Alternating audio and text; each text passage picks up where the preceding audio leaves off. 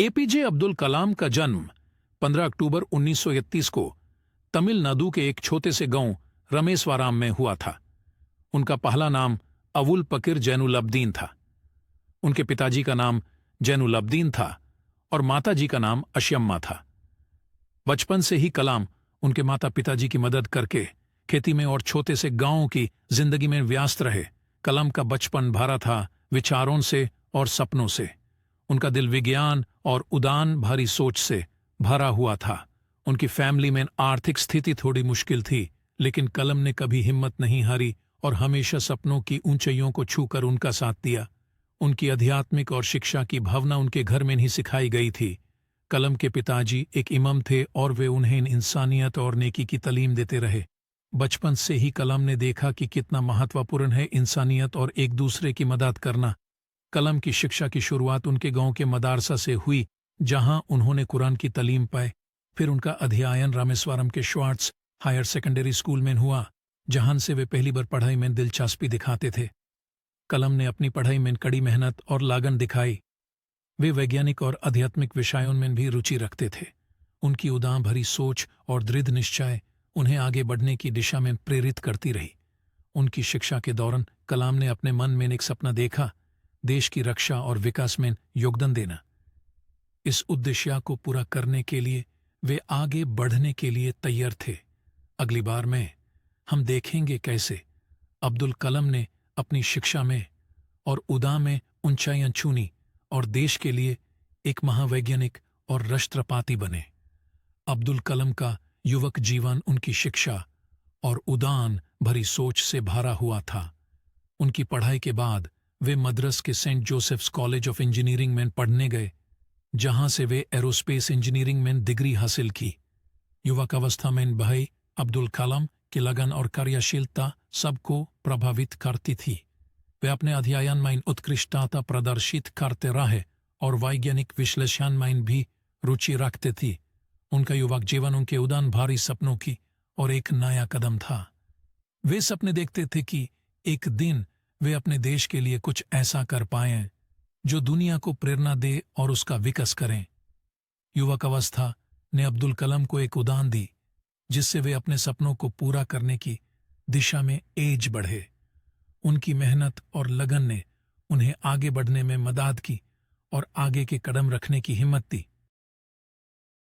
अब्दुल कलाम की यात्रा उनकी उत्कृष्ट वैज्ञानिक बनने की दिशा में प्रगतिशील रही। उनकी पढ़ाई के बाद वे हिंदुस्तान एरोनॉटिक्स लिमिटेड HHL में नौकरी करते हुए अपने वैज्ञानिक ज्ञान को विकसित करते रहे। धीरे धीरे उनकी प्रतिभा और मेहनत ने उन्हें defence research and development organisation DRDO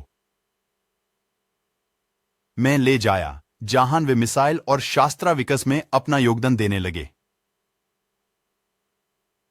उनकी यात्रा में कई सफर और चैलेंजेस थे, लेकिन कलाम ने कभी हार नहीं मानी।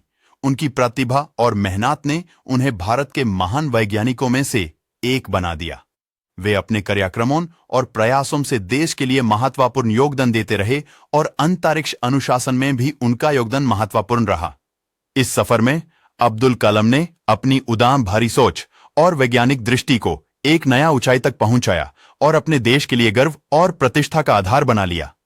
अगले भाग में हम देखते हैं कैसे अब्दुल कलाम ने अपने सपनों को साकार किया और भारत के सर्वोच्च पद पर पहुंचा।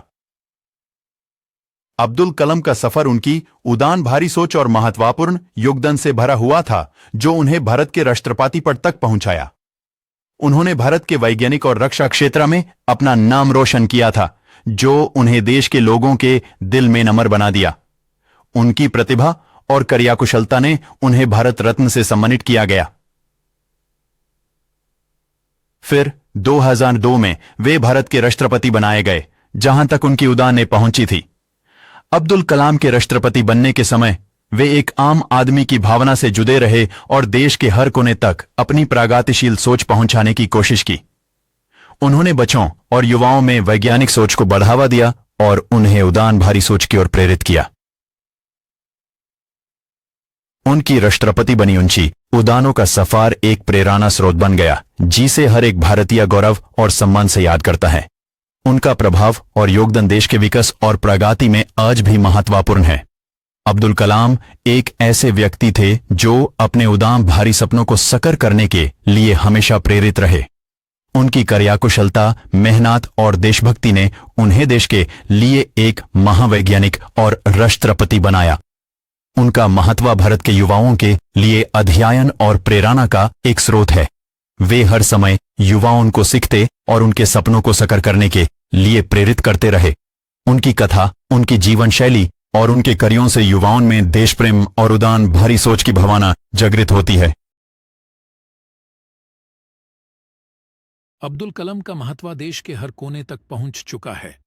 उनका जीवन एक उदाहरण है कि मेहनत, लगन और दृढ़ निश्चय के साथ किसी भी सपना को साकार किया जा सकता है। उनकी याद हर समय हमारे दिल और दिमाग में जिंदा रहेगी और उनके योगदान से हम सब कुछ सीख सकते हैं। अब्दुल कलाम का अंतिम दौर उनके जीवन में एक आवश्यक हिस्सा था। उन्होंने राष्ट्रपति पद से सेवानिवृत्ति ले ली और फिर भी उनकी सेवा और प्रगतिशील विचारों की यात्रा जारी रही। अंतिम दौर में भी अब्दुल कलाम ने अपने वैज्ञानिक सोच और देश सेवा के लिए कई योजनाओं में भाग लिया। वे शिक्षा, वैज्ञानिक अनुसंधान और देश की विकास में अपना योगदान देते रहे। कलाम का अंतिम दौर उनकी महत्वपूर्ण कथाओं में से एक है, जो हमें यह सिखाता है कि उम्र के साथ भी हमेशा कुछ नया कर सकते हैं और अपने देश के लिए योगदान दे सकते हैं। अंतिम दौर में भी अब्दुल कलाम ने हमेशा युवाओं और समाज के हित में सोचा। उनका जीवन और उनके कार्यों से हम सब कुछ सीख सकते हैं और उनकी याद हमेशा हमारे साथ रहेगी। अब्दुल कलाम का विराजमान होना उनके अंतिम दौर में भी उनके प्रभाव और महत्व को दर्शाता है। उनका देहांत 27 जुलाई 2015 को हुआ, लेकिन उनकी याद और उनके कार्यों का प्रभाव आज भी हमारे जीवन में महसूस होता है। उनके विराजमान होने के बाद पूरे देश ने उन्हें श्रद्धांजलि दी और उनके कार्यों को याद किया।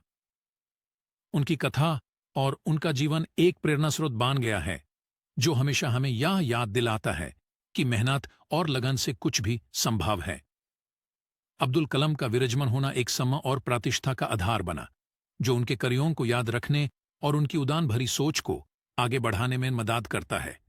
उनकी याद हमेशा हमारे दिलों में जिंदा रहेगी और उनका महत्व हमेशा अमर रहेगा।